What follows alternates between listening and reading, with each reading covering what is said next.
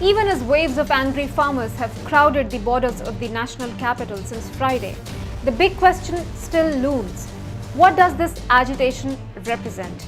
General dissent or unfortunate misinformation? Following a video we did in September explaining the three ordinances systematically, here's another one highlighting the recent developments. Namaste, I am Nivedita Tiwari. You are watching New India Junction, and today we bring to you the story behind the protests around New Delhi's borders. On Thursday, a large number of farmers from Punjab, along with their respective regional unions, rallied under the canopy of the Sanyukt Kisan Morcha. After unconvincing efforts by the state government to alleviate the concerns of the farmers or dispel their doubts, these farmers decided to mount pressure on the central government. On the same day, hundreds joined a convoy headed to New Delhi for what was said to be a peaceful protest march called Delhi Chalo. And that was exactly when some chinks started to show in this alliance. One of the most prominent and direct roads to Delhi is actually the Grand Trunk Road, also known as the NH44, forming an important link of the Asian Highway 1. But a majority of this highway connecting Punjab to the national capital passes through Haryana, a state which has not witnessed a similar opposition to the three agriculture-related ordinances. With hundreds flocking to the roads, a law and order problem rapidly started to develop.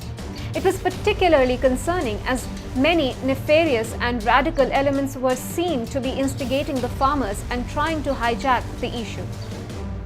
Paying no heed to the many calls for harmony and order by the Haryana Chief Minister Mr. Manohar Lal Khattar, the marching farmers seemingly enjoyed an unopposed and even supportive stance from Captain Amrinder Singh, the Chief Minister of Punjab. As the convoy progressed, it was joined by the more political leaders, some of whom were also headed to the residence of the Prime Minister demanding an audience and were subsequently detained. Known for their stoic character, these farmers were further agitated by the efforts of security forces to maintain law and order and were met with stiff resistance on their way to Delhi's borders. It is interesting to note that the farmers, even after repeated assurances from the centre, have refused to believe that their concerns will be heard. Even when the leaders of the farm unions had been invited for a high-level meeting on December 3, the farmers decided to march in protest. Furthermore, any efforts for cooperation at the state level only to ensure that no inconvenience is caused to the thousands of people travelling on the arterial highway have been outrightly ignored.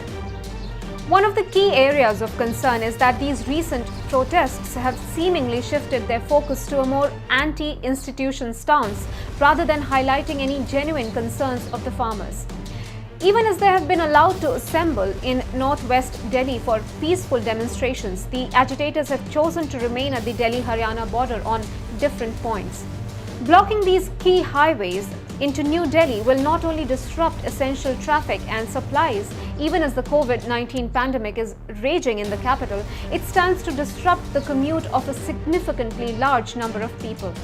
The farmers had relented and allowed railways to function in Punjab recently, but only after a majority of thermal plants, industries and even agricultural processes were shut down due to severe shortage of supplies, causing losses amounting to thousands of crores.